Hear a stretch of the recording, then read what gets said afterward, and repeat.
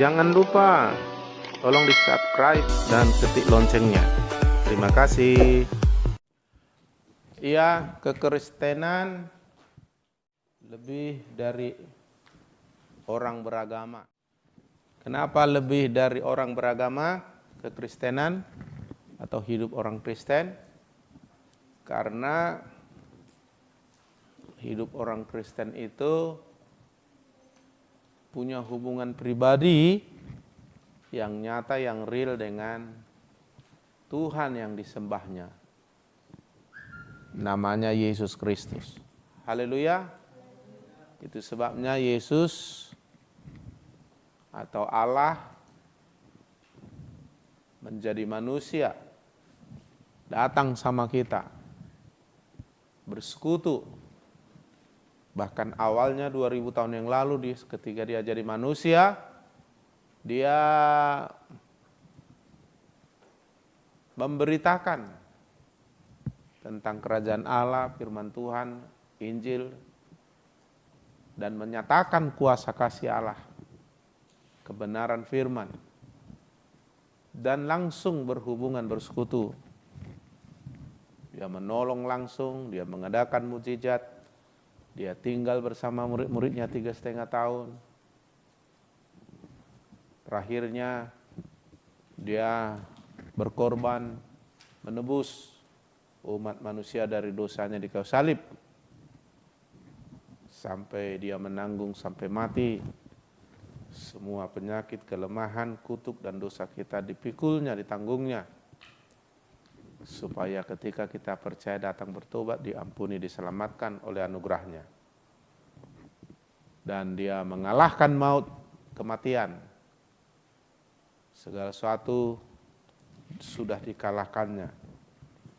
Dan dia kembali kepada kemuliaannya semula, naik ke surga setelah bangkit dari kubur. Dan setelah dia bangkit dari kubur, dia naik ke surga. Sekarang dia ada di sana menyiapkan tempat bagi orang-orang yang sudah mengikut Yesus, percaya pada Yesus. Haleluya. Jadi kekristenan itu langsung mengalami berhubungan real dengan Tuhan yang disembah. Kalau orang-orang beragama, tidak. Hanya mereka percaya katanya, mereka yakin akan Tuhannya, mereka menyembah Tuhan dengan berbagai cara, mereka punya Alkitab atau kitab sucinya, mereka mulai belajar, mereka beribadah dan sebagainya, tapi mereka tidak mengalami hal yang real langsung. Jadi kekristenan itu langsung hidup Yesus dalam kita, kita dalam Yesus. Nah, kalau orang beragama enggak, Tuhannya di surga, surganya enggak tahu di mana. Ya, dibilang di atas, itu di langit kan. Ya, kalau kita lihat bumi bulat, ya kan? Jadi kalau dibilangnya Tuhan di sana, nanti orang yang di belahan sana itu sana. Jadi di mana ya sebenarnya? Ya kan? Tetapi orang Kristen langsung mengalami pribadi itu Tuhan. Itu sebabnya kalau orang belum memiliki hubungan real, belum memiliki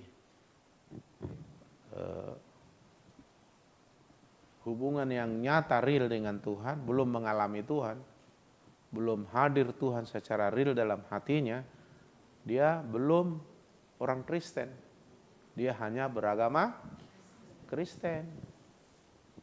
Jadi beragama Kristen tidak cukup, atau beragama lain. Ya. Sebab yang menyelamatkan bukan agama. Yang menyelamatkan itu Allah. Allah itu mana? Siapa? Allah sudah menjadi manusia, datang ke dunia, namanya Yesus. Yang walaupun Allah itu bukan manusia, tapi Allah bisa menjadi manusia supaya bersekutu dengan kita. Itulah kejadian 2000 tahun yang lalu, ketika Yesus datang sebagai manusia. Lalu orang-orang yang percaya bertobat mengikut dia, Tuhan menyatakan diri. Haleluya. Coba kita lihat dulu Wahyu 3 ayat 20. Yesus sendiri berkata begini. Wahyu 3 ayat 20.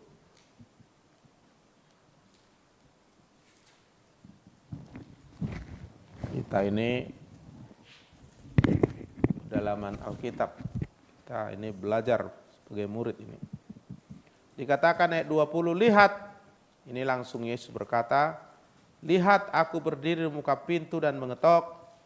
Jikalau ada orang mendengar suaraku dan membukakan pintu, aku akan masuk mendapatkannya dan aku akan bersama-sama dengan dia dan ia bersama-sama dengan aku. Jadi langsung Yesus datang dalam hidup kita. Jikalau kita membuka hidup kita, hati kita, kalau kita mendengar suaranya dan buka pintu bagi Tuhan dalam hidup kita, maka Tuhan masuk, datang, diam, ada bersama kita. Jadi bukan di mana Tuhan itu ya, gitu. Pokoknya percaya aja lah. Tetapi Tuhan sendiri menyatakan dirinya langsung hadir dalam hidup, dalam hati orang yang bertobat, percaya, menerima Yesus sebagai Tuhan Juru Selamat. Nah, itu yang disebut lahir baru. Itu yang disebut hidup baru. Itu yang disebut orang Kristen. Jadi banyak sekarang orang Kristen hanya beragama. Kristen itu artinya pengikut Kristus sebenarnya. Artinya hidupnya mengikuti hidupnya Yesus gitu. Hidupnya seperti Yesus hidup gitu waktu di muka bumi. Maka dicatat itu di dalam kitab Injil. Dan Alkitab itu memberitahukan bagaimana kita hidup di dalam Tuhan, di dalam Yesus. Maka ketika kita hidup seperti firman Tuhan, maka kita sudah hidup seperti Yesus hidup. Karena kita pengikut Kristen. Jadi judul khotbah hari ini yang mau kita renungkan adalah Christian lifestyle atau bahasa Indonesianya gaya hidup orang Kristen. Christian lifestyle. Gaya hidup orang Kristen.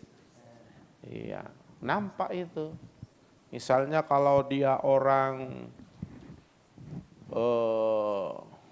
Inggris, bukan orang Indonesia, nampak dari gaya hidupnya kan? Nampak dari bahasanya, logatnya. Walaupun dia bahasa Indonesia, pasti nampak ini bukan orang Indonesia ini. Karena dari logat bahasanya, gaya bahasanya udah beda. Cara ngomongnya beda, logatnya enggak. Apalagi orang Batak, enggak mungkin orang Batak ini kita bilang. Kamu di mana? Sudahkah kamu makan? Nah, udah beda. Iya, yang jelas bukan orang Batak. Ini pasti bukan orang Indonesia. Walaupun dia berbahasa Indonesia, logatnya itu gayanya udah beda. Kan? Banyak hal yang berbeda. Cara berpikirnya, makannya. Apa itu kamu makan? Hah? Kecil-kecil katanya. Maksudnya kita makan nasi. Enakkah katanya. Lalu dikasih dia durian. Ois, bau katanya kan. Iya, dikasih sama orang Batak. Amak, tabunai gitu kan. Nah, ini berarti bukan orang Indonesia asli ini gitu. Nah gitu juga saudaraku, bagaimana kita membedakan dia hanya beragama dan dia adalah orang Kristen? Dari lifestyle-nya, gaya hidupnya. Nah saya sudah terangkan tadi perbedaan orang beragama Kristen atau agama lain dengan orang Kristen sendiri berbeda. Karena orang Kristen yang sejati Yesus Tuhannya yang disembahnya real, nyata, hidup, bahkan hidup dalam dirinya. Makanya Yesus bilang, barang siapa mendengar suaraku mengetuk, membukakan pintu, aku akan masuk dan bersama dia. Jadi Yesus dalam kita, kita hidup dalam Yesus, seperti ranting yang tinggal pada pokoknya. Itulah kekristenan. Lalu nampak hasilnya, life-nya, berbuah banyak. Ada gaya hidupnya, ada akibatnya, ada yang bisa dinampak. Pohon baik tidak dikenal dari buahnya. Kalau Yesus kita bilang pohon kehidupan kita, maka buahnya seperti apa yang Yesus katakan. Ya, tentu kalau buah anggur, buahnya anggur kan. Jadi kalau kita hidup dalam sebagai orang Kristen, maka buahnya seperti apa kata firman Tuhan. Seperti Yesus, gaya hidup kita, lifestyle kita ya. Ya, jadi gaya hidup orang Kristen. Nah, makanya banyak orang ragu-ragu akan keselamatannya. Ya, bahaya loh kalau orang mengatakan dirinya orang Kristen, tapi ragu-ragu akan keselamatannya, tidak ada kepastian keselamatannya. Ini orang barangkali belum selamat, tapi kalaupun dia belum mengerti, ini orang gak bertumbuh rohaninya. Karena dia akan terus, saudaraku, diombang-ambing dengan keraguan-raguan. Ya. Jadi kalau orang Kristen yang sejati karena sudah mengalami hubungan pribadi dengan Tuhan dan Roh Kudus sendiri yang bersaksi dalam dirinya, Roh Kudus sendiri yang membuktikan dalam dirinya bahwa dia anak Allah, bahwa dia orang yang pasti masuk surga. Jadi kalau ditanya, kalau kamu mati kemana? Ke surga, aku pasti. Bukan orang yang nggak yakin sama dia, sama orang yang mengaku ini, mana mungkin kau ke surga katanya. Nah, tetapi orang yang mengalami Kristus sendiri, ya dia 100% tidak ada keraguan, 0,001% ragu dia. Karena apa? Real bagi dia. Ibaratnya gini, ibaratnya kita saudaraku udah pernah makan gula pasir, ya kan? Gula pasir. Tiba-tiba datang profesor jagoan yang luar biasa, lalu menemukan teori bahwa ini ada gula pasir yang baru katanya, dibawanya apa itu namanya, pasir yang mirip gula. Kalau kita lihat, bukan. Iya, ini. Mungkin mirip kayak gula pasir. Lalu kita kecap, tidak ada manisnya. Oh tidak. Ya. Iya ini penemuan baru nih sekarang. Lalu kita gigit, tak hancur-hancur dia. Nah, kenapa? Kita pastikan itu tidak gula pasir, karena kita sudah pernah mengecap bagaimana sebenarnya gula pasir. Iya. Tapi kalau ke orang yang ada di pelosok sana yang tak pernah tahu apa itu gula pasir, ini gula pasir. Ya. Bisa saja dia yakin dimakannya, kok lain ya rasanya ya, kok payah digigit ya, itulah gula pasir katanya kan. Lalu dilihatnya pernah dia pergi ke kota, orang bikin gula pasir yang asli, kok dibikin di air panas ini diminum, kok nggak nampak lagi gulanya katanya kan, apa itu lagi katanya, itu kan. Nah jadi antara orang beragama dengan orang Kristen itu beda sekali. Makanya jangan hanya beragama Kristen. Kalau beragama Kristen, Anda belum selamat karena beragama tidak membuat kita selamat. Iya kan? Karena yang menyelamatkan bukan agama, walaupun agama mengajarkan tentang keselamatan. Tapi kalau kita belum lahir baru, artinya Kristus belum hadir dalam hati kita, dan kita belum mengalami realita Tuhan dalam hidup kita, kita belum mengalami Yesus secara real, makanya kita belum selamat. Karena Yesus tadi bilang Wahyu 3:20, dia datang ketika kita membuka pintu, dia datang dalam hidup kita, tinggal bersama kita, tinggal dalam hati kita. Haleluya. Nah, tentu pasti ada buahnya. Kalau ranting anggur, kata Yohanes 15, tinggal pada pokok, sudah pasti rantingnya berbuah banyak. Nah, kita lihatlah gaya hidup orang Kristen itu kayak apa. Ya kan? Yang pertama Roma 8 ayat 14. Nah, ini lifestyle, Kristen lifestyle ya. Gaya hidup orang Kristen itu. Ya, kalau tadi saya sudah ceritakan bahwa logat gaya hidup orang Inggris dengan orang Indonesia beda. Walaupun dia berbahasa Indonesia, kita sudah tahu ini bukan orang Indonesia, ini orang Inggris. Ini orang Jepang. Kan orang Jepang logat bahasanya kan beda. Kamu sudah makan? Di mana tempat kita? Ya, itu ini orang Jepang. Hari katu katakan. Iya, jadi nah, gaya hidup orang Kristen yang sejati gimana? Roma 8 ayat 14 katakan semua orang yang dipimpin Roh Allah adalah anak Allah. Ketika kita bertobat percaya terima Yesus sebagai hidup kita, sebagai Tuhan Juru Selamat kita, Yesus diam dalam hati kita. Jadi kita dilahirkan dari Allah, dilahirkan sebagai anak Allah. Lahir kembali, born again. Lahir pertama oleh ibu kita secara jasmani, tapi sebagai orang berdosa yang belum mengenal Yesus, belum ada Yesus dalam hidup kita.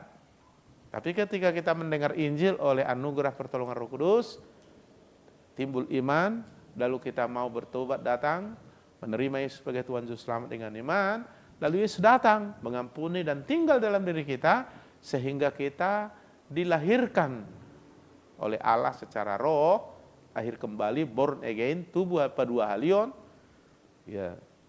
Lalu kita disebut anak Allah. Nah, itulah kekristenan, itulah Kristen. Itulah pertama kali dia disebut orang Kristen yang sejati. Walaupun sejak lahir mungkin kita nenek moyang sudah Kristen, maka otomatis kita beragama Kristen. Tapi menjadi Kristen itu beda. Haleluya. Nah, jadi kalau orang belum bertobat percaya terima Yesus dalam hatinya, maka dia tidak akan mengalami kehadiran Kristus secara nyata. Walaupun secara otak dia tahu Yesus Tuhan Juru Selamat menurut Alkitab dan ajaran agama Kristen. Tapi secara real dia nggak tahu. Ya kan? Makanya saya dulu karena opung-opung saya sudah Kristen, bahkan sintua, ya saya pun ya otomatis beragama Kristen. Lalu saya dididik dengan ajaran-ajaran Kristen, ya kan? Tapi saya belum lahir baru, belum anak Allah, belum mengalami Yesus secara real dalam hidup saya. Tapi saya mengaku Yesus Tuhan Juru Selamat. Nah, saya berkata percaya, saya pergi ke gereja sekali-sekali. Ya kan? Tapi saya tidak mengalami perubahan di dalam Tuhan. Tapi perubahan semakin jelek seperti orang dunia, iya. Ya makin bertambah saya buat dosa, makin jahat dan sebagainya, kan? Lalu saya diajari waktu Marguru Malua dulu kalau HKBP, diajari iman rasuli, doa Bapa kami, ya kan, au porsia di debata Jehovah, ido ama pargugo nasaturu, semua harus hafal itu. Kalau enggak lulus, enggak jadi nanti pesta, ya kan, Marguru Malua gitu kan. Nah, saudaraku, tetapi orang Kristen semua mengucapkan itu, bahkan di gereja sering diucapkan itu, tidak salah mengucapkan itu. Tapi kenyataannya kalau mereka ada masalah pergi ke dukun. Karena mereka gak sanggup percaya bahwa Tuhan Maha Kuasa, walaupun dibilang aku percaya Allah Maha Kuasa. Kenapa bagi dia? Ya itu sebatas pengetahuan, pengakuan. Tapi realita tidak. Tapi sejak saya sudah bertobat terima Yesus real, baru saya tahu, wah mata saya terbuka. Iya, ininya rupanya kekristenan. Lalu kita berubah, yang lama berlalu, yang baru sudah ada. Itu akibat kita sudah punya hubungan dengan Yesus. Jadi siapa yang dalam Kristus, ia ciptaan baru, itu sudah punya hubungan really dalam hidup kita. Karena Yesus hadir dalam hati kita. Dan kita mengalami hubungan yang nyata dengan Yesus. Yang lama berlalu, yang baru dari Tuhan terus kita terima dan kita kejar terima.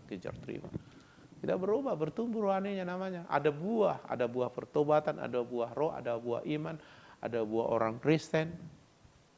Ya, buah pertobatan contohnya dari mencuri, mengambil milik orang, akhirnya tidak mencuri lagi, tetapi dia bekerja rajin dan memberi. Ya kan? Begitu saudaraku, contoh pertobatan seorang pencuri, ya kan? Dan sebagainya. Ya, jadi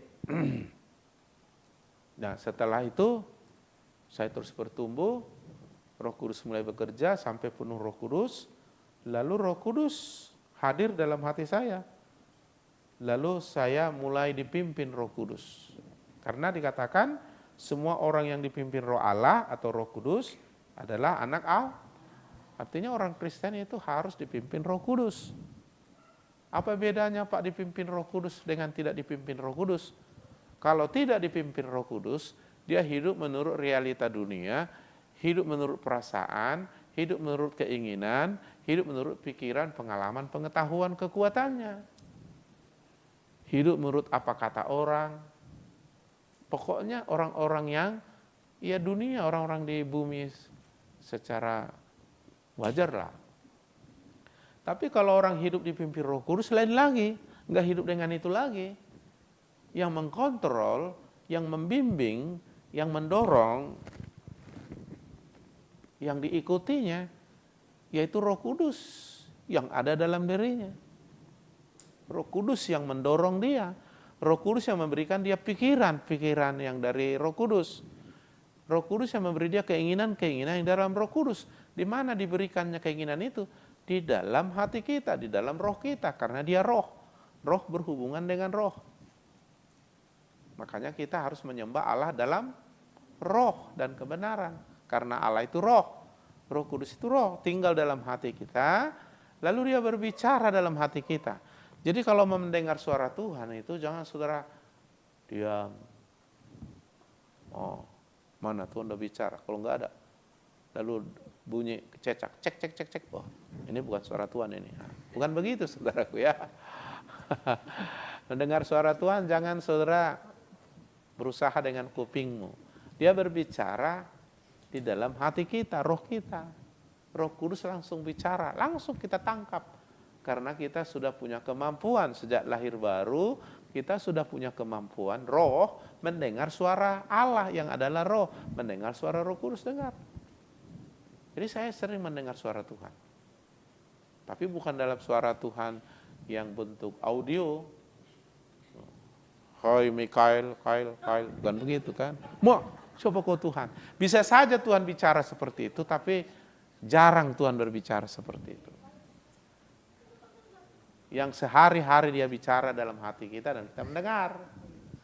Lalu karena jiwa tubuh kita terhubung dengan roh kita, karena kita tidak mau hidup menurut jiwa dan tubuh, tapi kita hidup dipimpin roh, sehingga terhubung, terkonek nanti roh kita dengan jiwa tubuh kita, sehingga bisa diterjemahkan dalam bentuk pikiran, perasaan, dan tindakan. Itulah namanya dipimpin roh. Akan beda kan? Jadi bukan apa kata orang, apa kata Tuhan. Nah kan banyak orang sekarang hidup secara manusia biasa. Ya kan? Apa kata orang. Kalau yang benar adalah apa kata Tuhan. Itu yang benar dan sempurna. Nah, apa kata Tuhan? Saudara dengar di rohmu, di hatimu. Kayak mana itu caranya? Ketika kau lahir baru, roh Allah sudah ada. Apalagi kau penuh Roh Kudus, artinya roh Allah bebas bekerja dalam dirimu. Roh Kudus menguasaimu, itu artinya penuh Roh Kudus.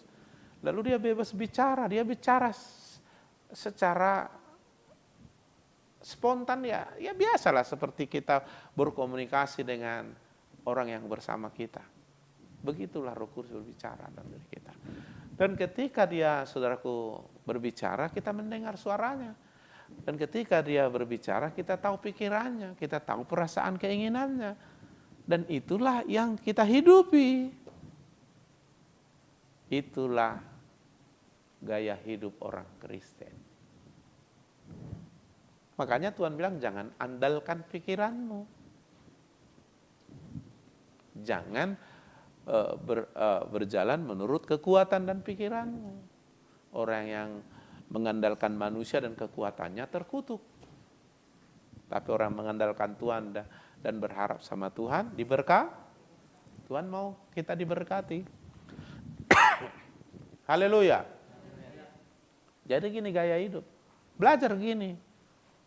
Bukan gaya hidup orang Kristen tuh mesti pakai kalung besar-besar. Lalu ditulis bajunya pakai sablon, saya orang Kristen. Wah, semua di rumahnya bikin salib-salib semua. Oh, nggak salah sih, tapi bukan itu gaya hidupnya.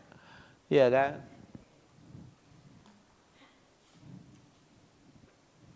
Boleh pakai itu aksesoris kan, tapi bukan itu lifestyle-nya. Mau kau bikin kalungmu salib besar sampai 3 kilo, tak menentukan itu ya. Haleluya. Jadi gaya hidupnya dipimpin roh.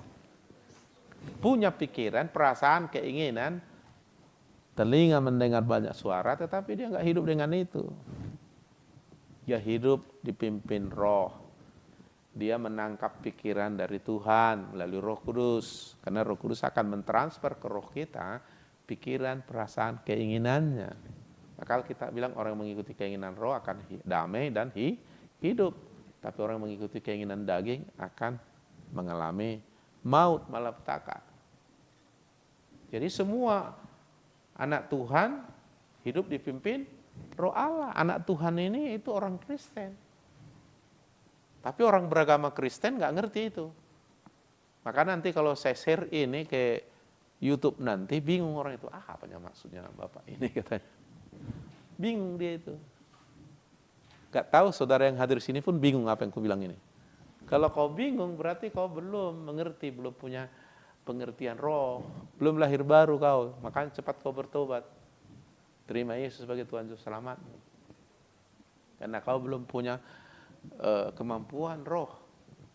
Karena rohmu sudah terpisah dari Allah karena dosa. Belum ada Allah, belum ada Yesus dalam rohmu, hatimu. Jadi kau belum lahir baru. Kalau orang belum lahir baru, kata Yohanes 3:3, belum bisa melihat kerajaan Allah. Melihat aja, apalagi masuk. Apalagi mengalami. Haleluya. Yang di ruangan ini pastikan sudah ada Yesus dalam hatimu. Kalau enggak kau bingung. Ya kayaknya banyak orang dengar khotbah lebih dari 30 menit ngantuk dia. Susah kali gereja ini, lama kali apalagi Pak Malau ini kalau khotbah yang lama, apapun maunya cepat dan tepat lah, nggak alasannya bukan gara-gara panjang khotbah itu enak, padahal dia udah tersiksa dia, karena sesuatu yang tidak dinikmati nggak enak kan ya kan. Coba saudara nggak suka makan disuruh makan, bisa muntah kan? Iya, tapi nggak ada di sini tuh ya. Coba bilang sama kiri kanan, nggak ada di sini bilang.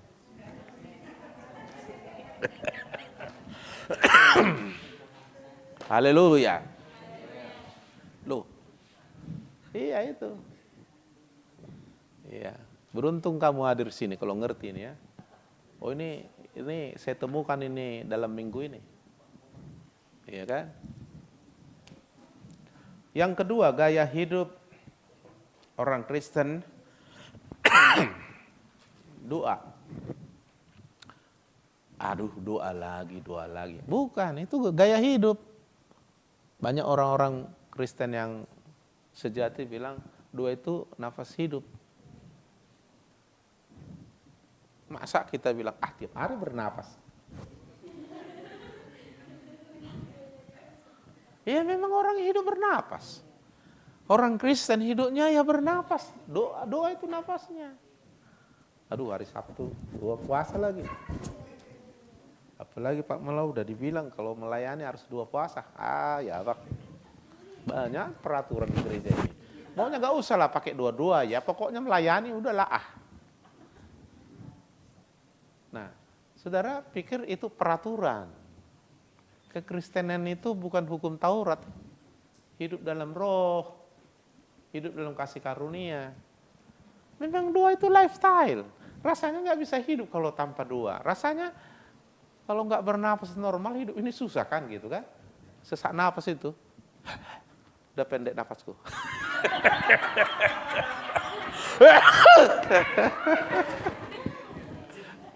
Jadi saudara yang nggak suka berdoa udah sesak napas kau itu. Hati-hati, udah pendek napasmu. Biasanya orang yang sesak napas itu paling gampang dibunuh sama virus corona. Iya, hati-hati kamu. Kalau kamu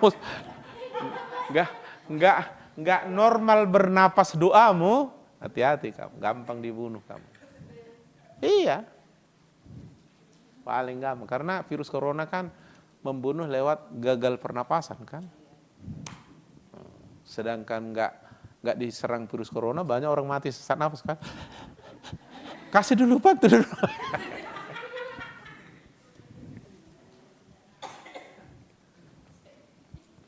Jadi gaya hidup orang Kristen itu itu nafasnya. Apain Pak bernapas katanya. Saya mau gak hidup. Iya, jadi jangan bikin dua lagi. Waktu itu ditanyai lagi sama pembimbing rohani di kaum muda. Kemana doamu? Kemana doamu? Ditanyai tiap hari itu. Masih ditanya itu? Masih? Enggak lagi? Masih tanya? Enggak lagi? Berarti udah lupa ya? Karena enggak ditanya ya lupa lah ya kan? Enggak sebenarnya. Memang berdoa itu perlu dilatih. Supaya kita terus artinya menikmatinya ya kan? Tapi doa itu lifestyle Christian lifestyle. Gaya hidup orang Kristen. Jadi jangan berdoa lagi. Itu sama dengan bernapas lagi. Jangan bernapas kenapa gitu. Malah orang berusaha bernapas normal kan? Sampai disiapkan gas di oksigen di rumahnya. Ibu sudah bilang siapkan oksigen. Jangan gagal bernapas. Ya kan berarti penting sekali ya bernapas ini ya kan. Tapi nggak sadar kita, nggak penting kita anggap berdoa ini. Padahal doa itu napas. Jadi dimanapun, kapanpun ya kita berdoa. Makanya berdoa kita itu bukan lima waktu kayak agama lain. 5 waktu. Kita enggak. Berdoanya ya senantiasa. Kenapa senantiasa Pak? Jadi maksud Bapak, awak lagi nyetir sepeda motor disuruh mau beli gula. Terus berdoa, tutup mata saya berdoa, Tuhan, kutabrak orang. Berdoa itu bisa tutup mata, bisa tidak tutup mata. Berdoa itu bincang-bincang dengan Tuhan, ngomong sama Tuhan, berkomunikasi, berbicara sama Tuhan.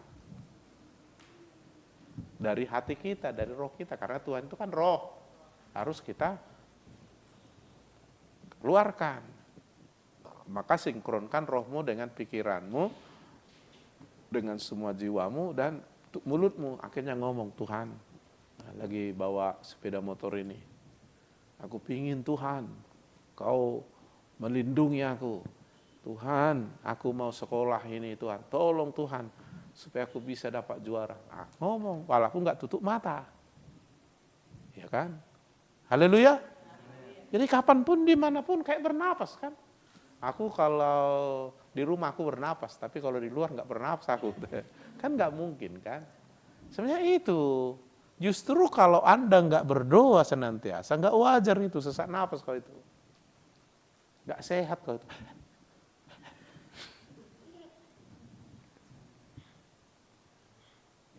Atau doamu itu sulit sekali. Ya sulit. Itu maksudnya kau udah kayak mana lah itu namanya itu ya. Iya kan? Nah, jadi itu saudaraku gaya hidup orang Kristen. Hanya doa aja. Ya. Doa itu berbicara sama Tuhan, berkomunikasi, ngomong sama Tuhan, tapi dari tapi ngomong. Kenapa kita berdoa kok keluar suara? Apa nggak bisa dalam hati? Nggak terkonek nanti, nggak menyatu nanti roh dan jiwa kita dan tubuh kita. Jadi kalau kita doa ngomong, itu nggak kemana-mana, sempat perasaan, pikiran, keinginan mata kita nggak kemana. Jadi fokus dia gitu. Artinya terkonek jiwa, roh, jiwa, tubuh kita. Makanya kita berdoa pakai suara. Aku nggak mau Pak. Dasar Anda udah memang lagi ngantuk saudara nanti. Nggak konsen. Ya harus ngomong. Haleluya, tapi dari hati, jangan pikir apa yang mau kudoakan, yang pikir. Enggak usah dari hati, karena Allah itu roh. Makanya hati itu maksudnya roh. Roh itu kita ngomong. Cuma konekkan ke pikiranmu sehingga dia bisa mengambil apa yang mau dikatakan, diterjemahkan ke pikiran dari roh kita, lalu diucapkan oleh mulut. Tuhan, aku percaya Engkau berkata, jika aku mengaku dosa aku, maka Engkau setia dan adil, menyucikan aku dari segala dosa dan kejahatan. Aku percaya Tuhan, Kau Allah yang setia.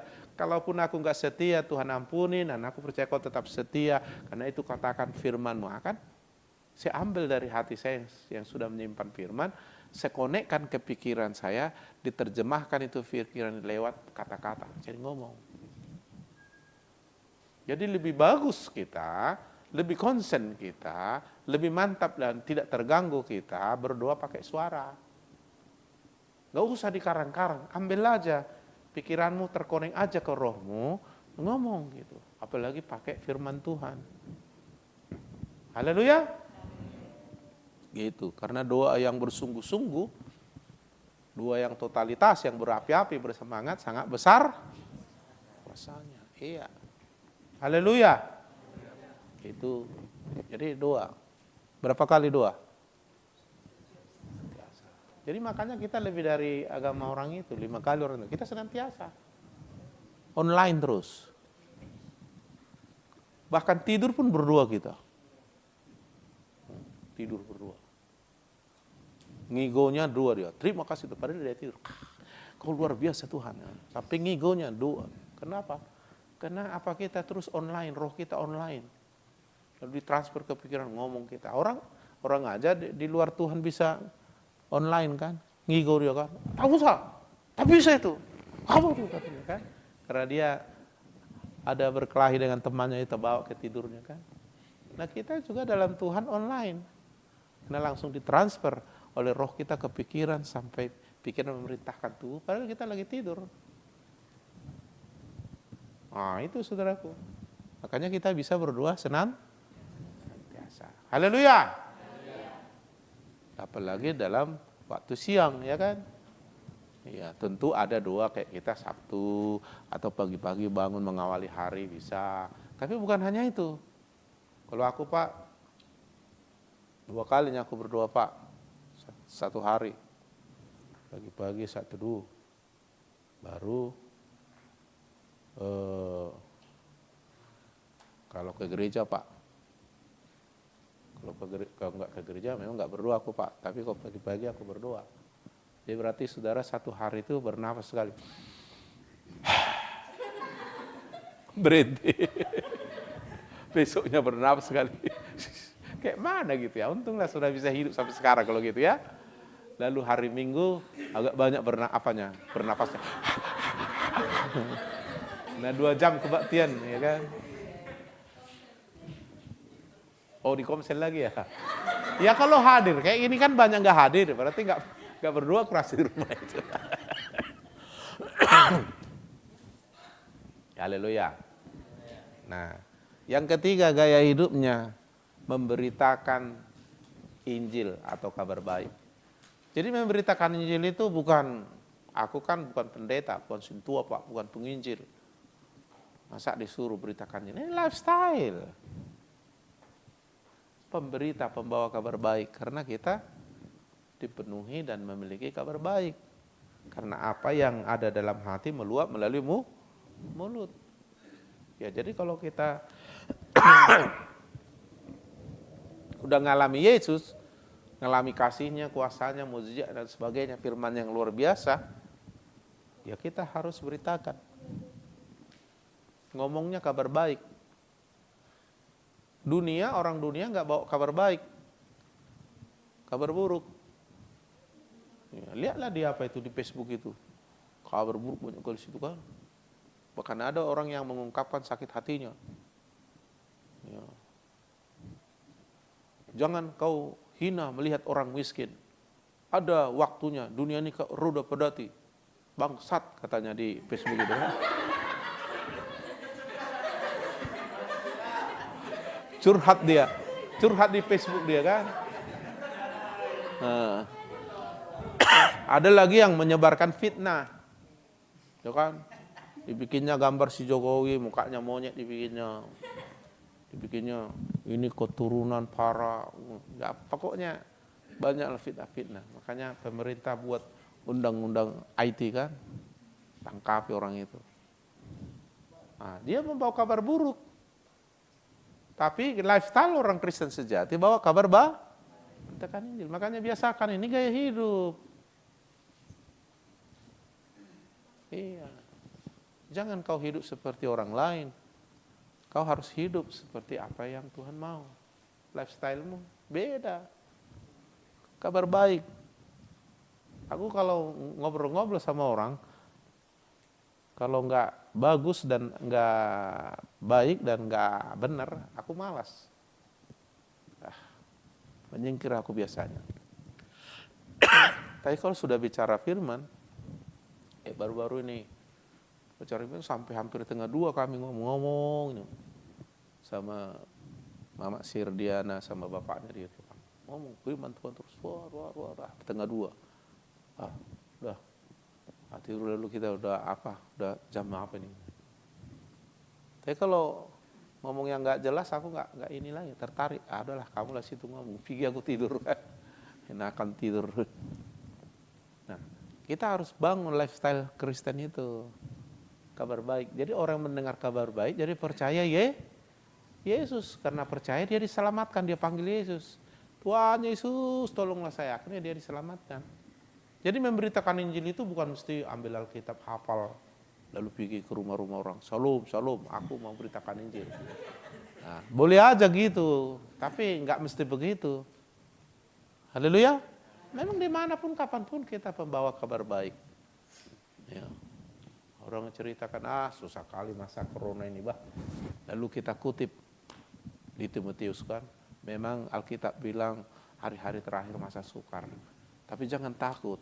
Kan Alkitab bilang Matius 11:28, Roma hamuna loja jalan nasora asahu pasona kamu. Jadi Tuhan sanggup.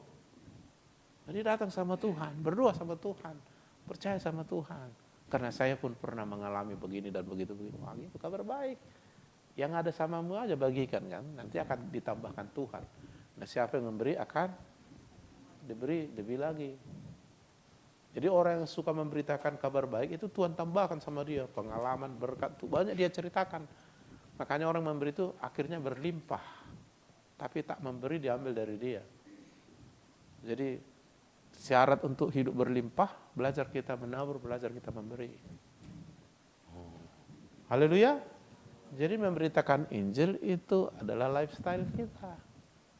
Tapi kalau orang dunia nggak suka gosip, suka fitnah, suka kabar-kabar buruk, suka menjelek-jelekkan orang, menjatuhkan orang, nggak baik-baik lah. Haleluya. Jadi banyak orang nanti dikuatkan imannya, jadi percaya, akhirnya dia panggil Yesus, akhirnya percaya Yesus. Karena Alkitab bilang barang siapa berseru kepada nama Tuhan diselamat. Tapi bagaimana mereka berseru kalau mereka nggak percaya? Kenapa mereka nggak percaya? Mereka nggak mendengar Injil. Kenapa nggak mendengar Injil? Karena nggak ada orang Kristen yang lifestyle-nya memberitakan Injil. Asal ketemu dengan orang kayak mana, lili dumbomu, lili dumbo bicarai kan. Boleh aja singkat itu, tetapi kita harus mengandalkan Tuhan supaya diberkati pekerjaan kita karena Alkitab berkata harus begitu juga. Jadi hubungkan semua kehidupan kita dengan kabar dengan firman Tuhan Injil. Jadi jangan hanya sebatas dunia ini aja kita gitu. Haleluya. Nah, yang keempat, gaya hidup orang Kristen itu pemuji penyembah. Jadi meskipun saudara bukan WL singer, memang gaya hidupmu itu gitu loh. Jadi kalau ditunjuk kamu nanti memimpin pujian, aduh Pak, janganlah Pak, aduh Pak. Padahal memuji menyembah itu gaya hidup. Hanya saja ada orang dipilih untuk jadi pemimpin singer. Karena dia memang dipilih untuk itu. Karena dia memiliki karunia dan memiliki suara. Kalau suaranya pas-pasan atau fals kan nggak mungkin disuruh ke depan kan. Ya, tapi dia punya suara dan punya talenta, disuruhlah. Nah, tapi bukan berarti harus bagus sekali suara kita baru kita bisa memuji menyembah, enggak. Karena memuji menyembah dari roh, iya kan? Dari roh, karena Allah mencari pemuji penyembah dalam roh kebenaran. Dari lifestyle kita itu memuji menyembah. Kalaupun saudara nggak singer di gereja atau di kebaktian atau pemimpin pujian, memang kita gayanya, apalagi pemimpin pujian, memang gayanya lifestyle-nya memuji menyembah. Dimanapun, kapanpun kayak berdoa. Itu gaya hidup. Lawannya adalah mengeluh, mengumpat, mengutuk. Pujian kepada Tuhan itu membangun tahta dan memuliakan, meninggikan Tuhan, penyembahan. Mengeluh itu memuji setan. Mengutuk itu menyembah setan. Duanya kemungkinan. Jadi makanya jangan mengeluh. Abago ya sedang memuji setan, saudaraku. Mate mau. Ya mantap, teruskan, kata setan. Senang aku mendengar penyembahanmu, katanya. Kutuki bila orang itu. Tapi kalau kita enggak, ya kita menyembah, memuji itu Allah, kita hormati, kita dudukkan sebagai raja dalam hidup kita, Tuhan penguasa, dan dia menyatakan kemuliaannya ketika kita menyembah, kita melihat dia bekerja. Karena Allah bertahta di atas, puji saat kita menyembah dia bekerja dalam hidup kita. Kita jadi dekat dengan tahtanya gitu kan. Jadi pujian penyembahan itu lifestyle. Katakanlah suaramu nggak bagus sebagus pemimpin pujian. Bukan berarti aku kan Pak bukan pemuji penyembah karena aku bukan pemimpin pujian, bukan singer. Enggak. Gaya hidupnya yang pemuji penyembah. Memuji menyembah. Baik itu memuji menyembah dengan lagu-lagu yang sudah kau tahu tapi connect ke rohmu. Udah nyanyikan dari rohmu, connect, nyanyi. Nah, bisa juga memuji menyembah dengan rohmu kan, bahasa roh kan. Haleluya. Itu gaya hidup saudaraku. Wah, mantap itu. Alkitab menceritakan dalam Kisah Rasul 16 ketika Paulus Silas memberitakan Injil lalu ditangkap, dipenjarakan, dipasung kakinya, dikurung dalam sel besi, dikawal lagi. Tapi mereka tidak mengeluh. Gaya hidupnya apa? Doa, pujian, penyembahan. Itu gaya hidupnya, mau di luar mau di dalam, memang itu gaya hidupnya. Dia nggak mengeluh apa gue memberitakan Injil, tangkapnya ini, gimana ya Tuhan? Nggak begitu dia. Itu pujian sama setan itu. Tapi Alkitab menceritakan Kisah Rasul 16 sampai tengah malam orang mendengar mereka.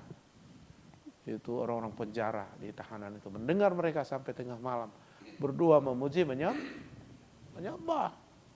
Akhirnya guncang gempa bumi lah tempat itu, bukan karena gempa bumi biasa tapi Allah yang mengguncang sehingga pasungnya patah semua, gerbang depan sampai gerbang roboh semua, pengawalnya pun roboh semua, dilanda Tuhan kuasanya. Mereka bebas, bahkan ketakutan sekali mau bunuh diri itu kepala penjara. Dia bilang, jangan, bagaimana supaya kami selamat? Percaya Yesus, kau selamat, kau sesi rumahmu. Akhirnya diinjili, akhirnya dibaptis malam itu, maka akhirnya mereka dijamu makan, dilepaskan. Nah, kabar baik kan? Haleluya. Ya jangan, bagus, mana ini ikut Tuhan ini, gak begitu. Seolah-olah Tuhan salah, padahal kita yang salah kan? Amin. Gaya hidupnya gitu ya, memuji menyembah, jangan bawaannya ngeluh.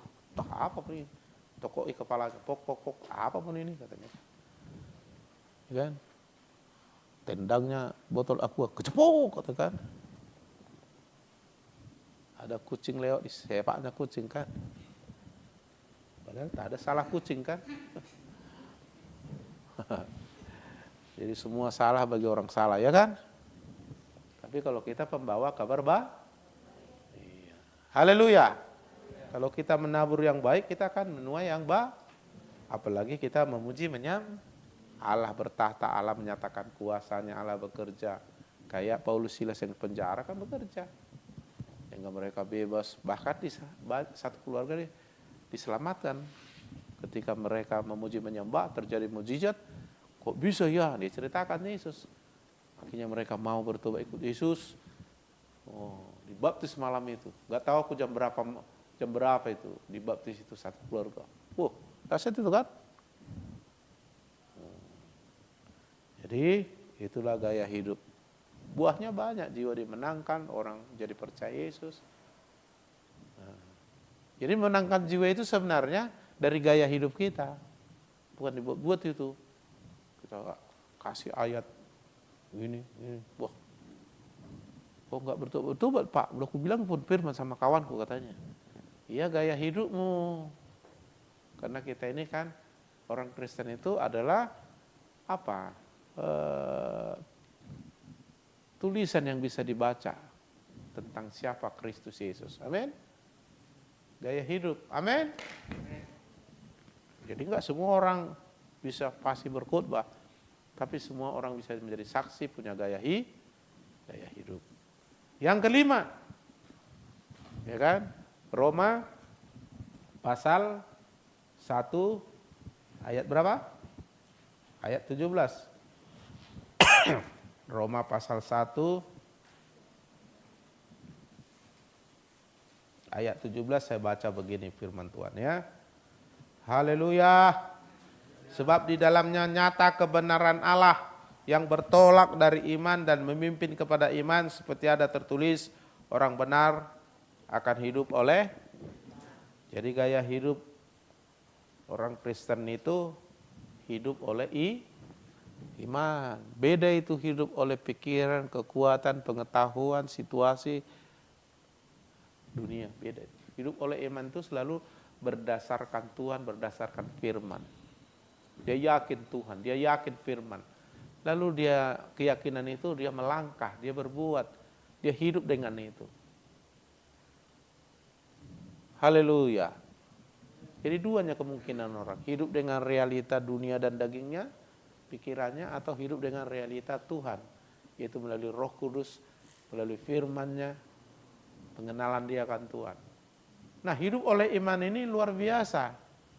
Itulah hidup yang berkenan kepada Allah. Memang kita belum sempurna, tetapi Tuhan bisa berkenan sama kita karena hidup oleh iman. Hati percaya dan dibenarkan, mulut mengaku dan diselamat. Jadi kita dibenarkan, diselamatkan, dilayakkan menerima keselamatan karena iman, bukan karena perbuatan, karena kita udah sempurna, enggak. Itu sebabnya hidup kita itu berarti oleh iman. Kalau oleh kekuatan perbuatan supaya kita masuk surga, enggak ada yang masuk surga kita. Dan memang orang yang tidak beriman tidak berkenan kepada Allah, kata Ibrani 11 ayat 6, tanpa iman tidak berkenan kepada Allah. Tapi orang hidup oleh iman berkenan sama Allah, dibenarkan. Iman kita itu dasarnya adalah Yesus, adalah firman. Karena keyakinan kita sama Tuhan, karena yakin sama firman, maka kita berkata, kita mulai berpikir, mulai bertindak seperti itu. Dan tidak pernah iman itu salah, karena dasarnya pun adalah Tuhan dan firman. Makanya tiada yang mustahil bagi orang percaya. Orang beriman itu katanya bisa tumbuh seperti pohon korma. Gak ada hujan, gak ada sungai, tapi tumbuh subur. Karena akarnya mendapatkan mata air. Iman kita terhubung dengan Yesus, maka dia sumber hidup kita, sehingga kita nggak mesti harus hidup oleh dunia, tapi kita memang ada di dunia, tapi kita nggak hidup oleh dunia. Nah ini beda, dahsyat ini. Imanmu mengalahkan dunia, jadilah menurut imanmu. Tiada yang mustahil bagi orang beriman. Nah, iman dan pikiran berbeda, iman dengan pengetahuan berbeda, iman dengan realita dunia berbeda, iman dengan keinginan berbeda, iman dengan perasaan berbeda. Iman itu roh, keyakinan yang kita miliki karena mengenal Yesus, keyakinan yang kita miliki karena memiliki firman. Lalu itu yang kita transfer, kita linkkan dengan pikiran tubuh kita. Lalu kita bergerak dengan itu. Itulah hidup oleh iman. Aku bukan hidup karena melihat, tapi aku hidup oleh iman. Tapi hidup oleh iman bukan membuat orang jadi nggak real gitu. Bukan menjadi bodoh atau jadi aneh, enggak. Karena iman itu bisa dibuktikan. Walaupun orang awalnya tidak mengerti, tidak bisa menjangkau. Karena iman itu dasar dari segala sesuatu yang kita harapkan dan bukti dari segala sesuatu yang tidak kita lihat. Jadi tidak kita lihat bisa dibuktikan. Pakai apa? Pakai iman. Jadi iman itu membawa kita kepada realita, cuma bukan realita yang dunia. Realita yang dari Tuhan tapi nampak di dunia. Contoh, orang sakit bisa sembuh tanpa dokter. Dan dicek oleh dokter, benar dia sembuh. Makanya saya satu ketika kalau menduain orang, saya panggil dulu, divideokan kan, waktu dia sakit diwawancara divideokan dulu, kan, divideokan kita wawancari. Bila penting kita minta rekapnya dokter. Oh, kamu udah penyakit kanker ya stadium 4 ya, oh ini buktinya. Lalu didoakan dalam nama Yesus.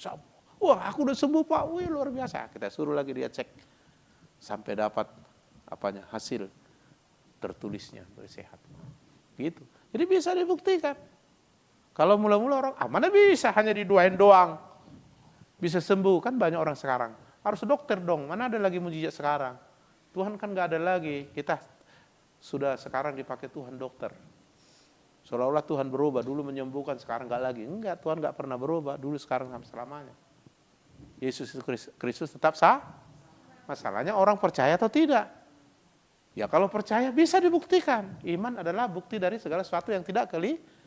Orang bilang, mana bisa didoakan aja sembuh? Bisa. Bisa dibuktikan? Bisa. Gimana itu? Nggak ada rumusnya itu katanya. Memang bukan rumus dunia, itu rumus Alkitab. Jadilah seperti imanmu. Lalu doakan, suruh cek sama dokter. Benar rekapnya. Saya berkali-kali suruh kembali ke dokter. Pergi. Ya Bapak si Henok Panjaitan dulu. Ingat itu. Udah pucat dulu dingin. Karena dibawa Opung Kutajulu ke sini sebelum ke dokter. Bilang, dengar ini. Saya bilang sama dia. Kasih firman. Kalau kau dengar, kau akan sembuh. Oh, dia mulai serius. Oh, dengar. Begitu kita tanya gimana? Udah mulai enak Pak aja. Dengar lagi saya bilang, saya kasih Injil. Tumbuh imannya. Saya ajak dia melangkah dengan iman. Kita doakan, langsung sembuh. Tapi aku bilang, udah kamu sembuh. Tapi keluarnya bilang, kita cek dulu ke dokter. Dicek. Enggak ada, udah sembuh. Henok bilang, udah aku bilang sama kamu udah sembuh aku. Ya kan, enggak apa-apa, kita cek. Enggak apa-apa. Dicek. Lalu dokter bilang udah sembuh. Lalu dikasih vitamin. Tahunya aku itu, entah kenapa aku pergi ke kota. Aku lihat di apotek, belum pulang. Iya Pak, tadi kami pergi cek.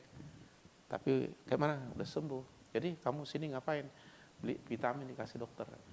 Amin. Jadi bisa dibuktikan. Jadi iman itu bukan angan-angan, bukan ilusi. Real. Cuma rumusnya nggak boleh kayak rumus fisika, matematika.